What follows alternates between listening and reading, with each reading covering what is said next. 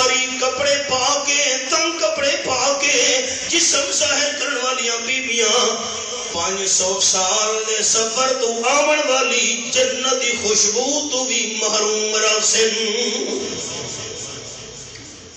ایوی الفاظ ساریاں ماں بھیڑا کو سناونے نا قال النبی صلی اللہ علیہ وسلم ان المرات اذا استعطرت فمرت بالمجلس فہی زانیہ آپ نے فرمایا جیری تریمت آپ نے کپڑا تے جسم تے خوشبو لا کے بہر نکل دیئے اور دے کپڑے دے لگی ہوئی خوشبو اور دے جسم تے لگی ہوئی خوشبو یہ کر پرے غیر محرم مردہ نے سنگ دی ہے